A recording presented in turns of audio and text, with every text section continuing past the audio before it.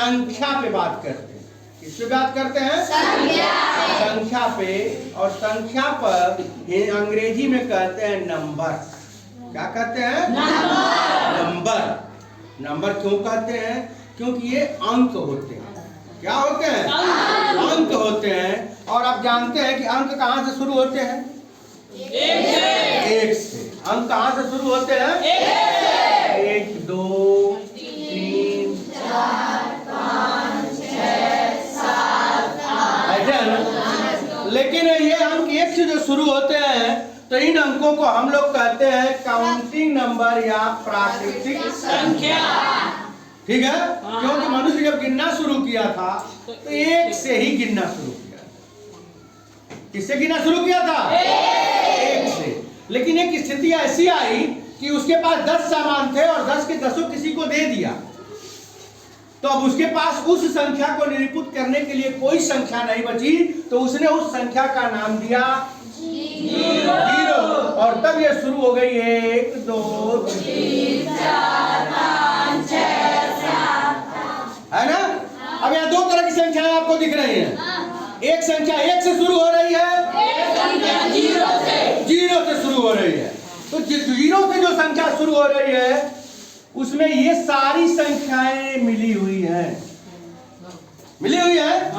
लेकिन जो संख्या 1 से शुरू हो रही है उसमें ये नहीं मिला हुआ।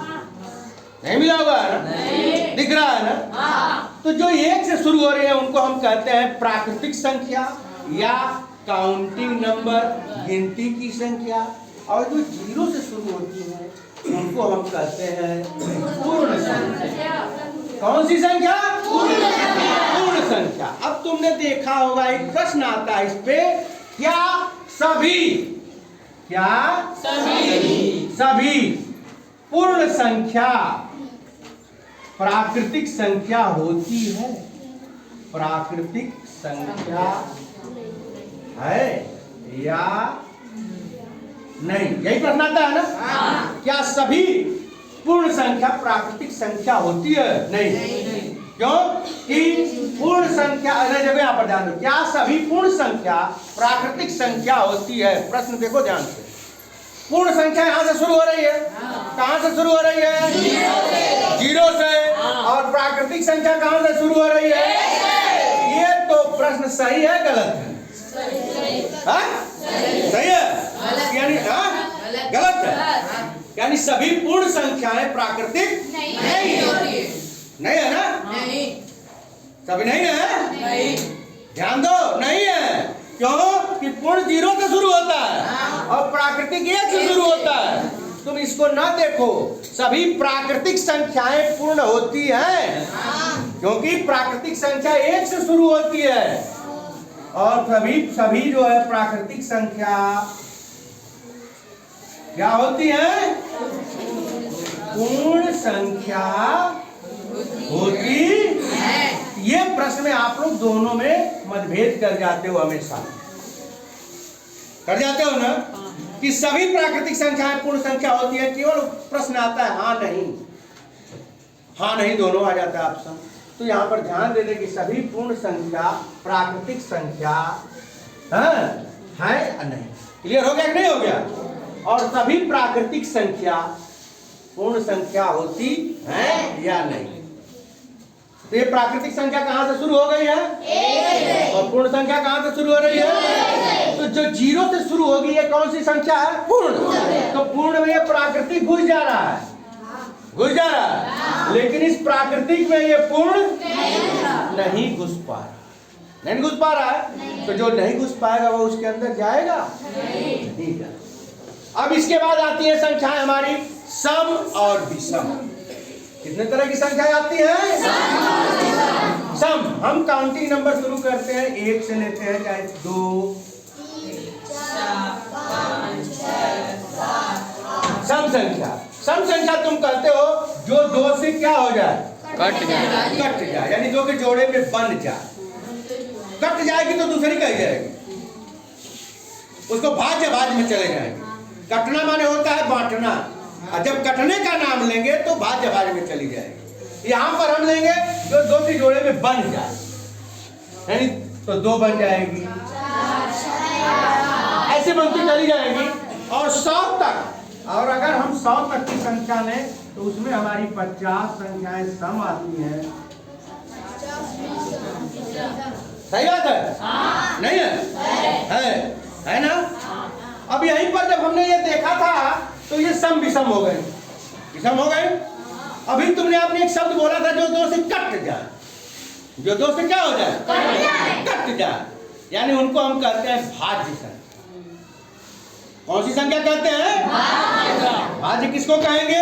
जो 2 से कट जाए, यानी जो कट जाए, जो 2 से ही ना कट जाए, जो कट जाए, जो चाहे 2 से कट जाए, चाहे 3 से कट जाए, चाहे 4 से कट जाए, यानी जिनके गुणनखंड 2 से अधिक हो जाए, जिनके गुणनखंड 2 से अधिक गुणनखंड निकालना जानते हो। जब 1 है, 1 का गुणनखंड तो केवल 1 ही होगा, लेकिन 2 का गुणनखंड अगर हम निकालें तो 1 1 होगा और 1 2 होगा।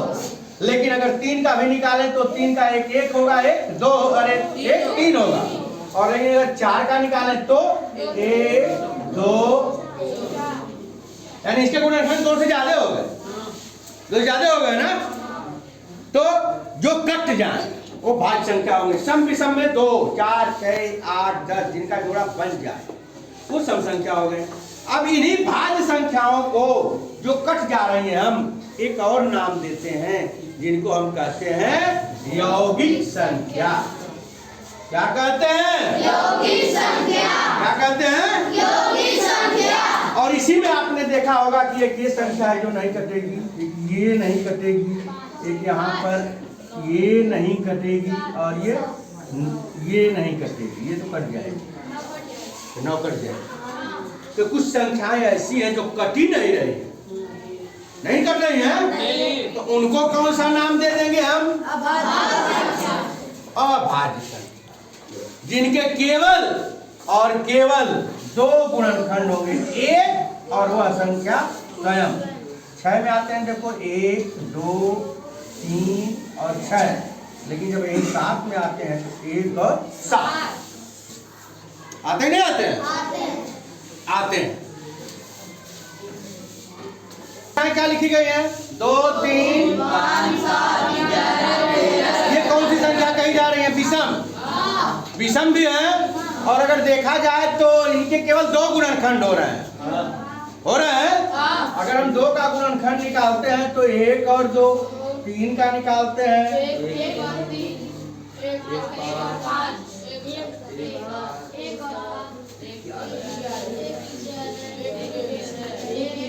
यानी इनके कितने गुणनखंड हो रहे हैं? 2 गुणनखंड हो रहे हैं। कितने गुणनखंड हो रहे हैं? 2। जिन संख्याओं के कम से कम 2 और अधिक से अधिक भी 2 गुणनखंड हो वह संख्याएं अभाज्य संख्या कहलाती है। और इनको हम अंग्रेजी में प्राइम नंबर और एक संख्या और बोलते हैं रूढ़ संख्या। कौन सी संख्या? रूढ़ संख्या। तो ये भी प्रश्न पूछा जाता है कि एक संख्या है जिसके केवल 2 गुणनखंड है, वह कौन सी संख्या है? ठीक है, रूढ़ संख्या पूछ सकता है, पूर्ण संख्या पूछ सकता है, सम संख्या पूछ सकता है, विषम संख्या पूछ सकता है। तो क्या उसका उत्तर हो सकता है? कैसे? जिसके अधिकतम केवल 2 गुणनखंड हो वह संख्याएं कौन सी संख्या कही जाएंगी? अभाज्य संख्या कही जाएगी। जिनके कम से कम 2 गुणनखंड हो और अधिक से अधिक भी 2 गुणनखंड हो, ऐसी सारी संख्याएं रूढ़ संख्या, अभाज्य संख्या और प्राइम नंबर कही जाएगी। ये प्रश्न मिला। मान ले पूछ एक संख्या है 7, क्या है? तो तुम्हारी नजर में पहले 7 आ जाएगी, विषम आएगी कि नहीं आएगी? लेकिन वहां ऑप्शन दिया है भाज्य, रूढ़, सम दिया नहीं दिया, प्राकृतिक, ये सारी दिख रही हैं। लेकिन 7 की एक स्पेशल क्वालिटी हो गई कि वह क्या है? है कि नहीं है? फिर इसी में आता है पूर्णांक। तो सारी संख्याएं पूर्णांक होती हैं।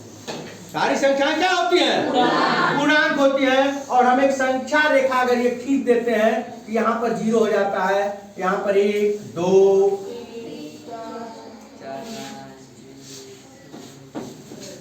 और इधर जब आते हैं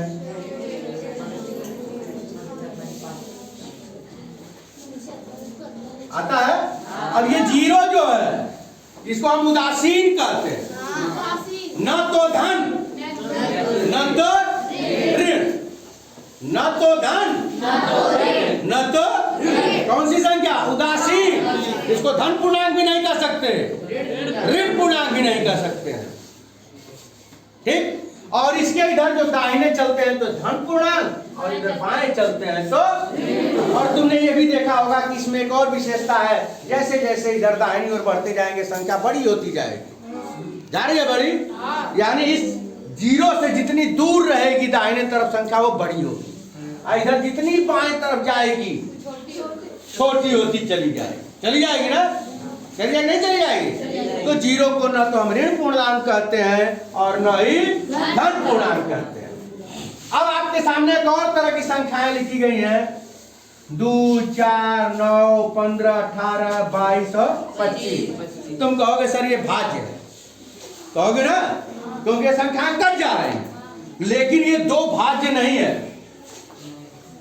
दो सम संख्या है और अभाज्य भी है। क्यों अभाज्य है? क्योंकि इसके केवल और जिस संख्या के दो गुणनखंड होते हैं और विश्व में सबसे पहली ये संख्या है दो, जो सम भी है और भाज्य भी है। ठीक है।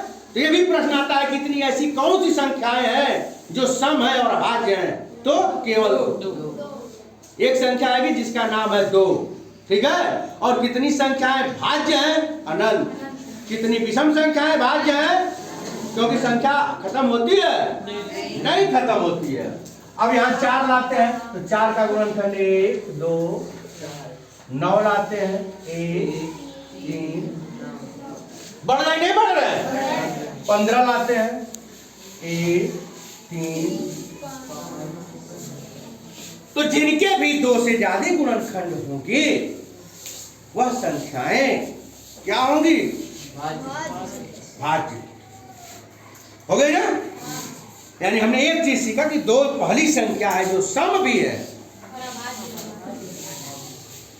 ठीक है। और ऐसी केवल एक संख्या है जिसका नाम है दो। हम चलते हैं इसमें किस पे? सहअभाज्य पे। सहअभाज्य में क्या शर्त है? जिनका HCF जैसे 4 और 5 लिया हमने ना, लिया कि नहीं लिया? तो इनका अगर HCF हम निकालते हैं तो दो संख्याओं में इसमें ऐसे करते चले जाएंगे। एक आएगा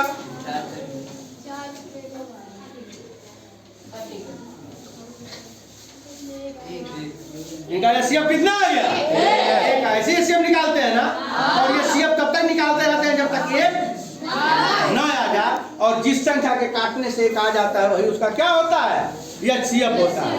ये 14, 17 को ले लेते हैं।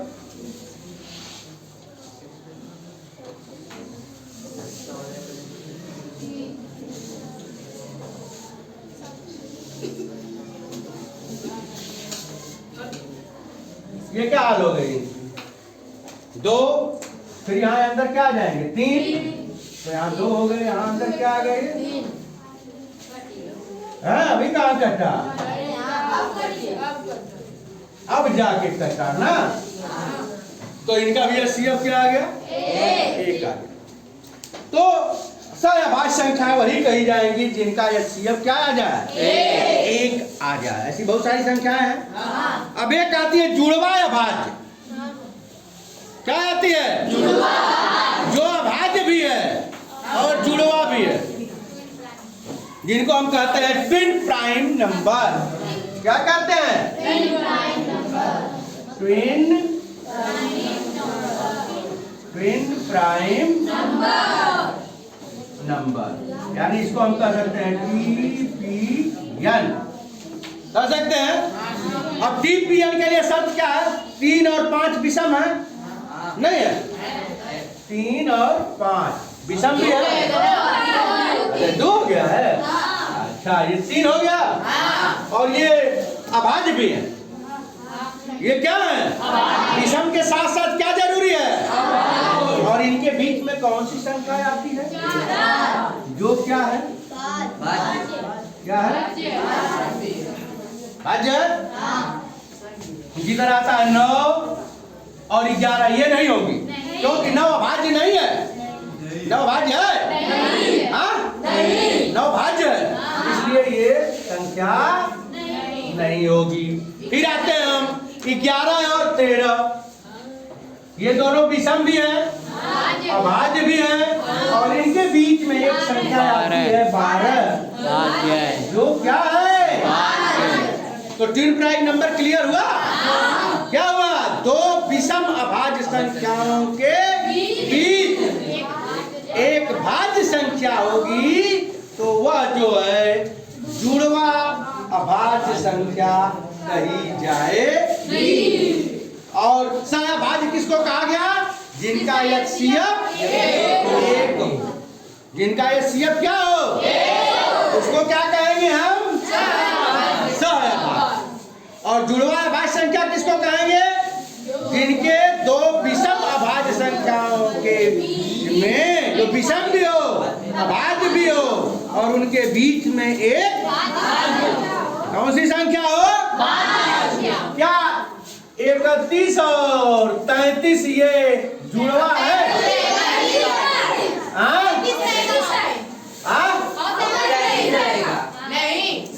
क्या नहीं है? क्यों नहीं है? यानी 33 या भाज्य, यानी दूसरे भाज्य हो गए, इसलिए इसको हम जुड़वा भाज्य नहीं कहेंगे। चलो एक संख्या और लेते हैं। नहीं, रुक जाइए। 51 और 53 नहीं है। क्यों नहीं है? यानी 51। अब आपको पूरा कंसेप्ट क्लियर हो गया? दोनों भाज्य होनी चाहिए और बीच में केवल एक भाज्य होनी। पहला सम अभाज्य क्या है? क्यों? क्योंकि अभाज्य की शर्त है। क्या शर्त है?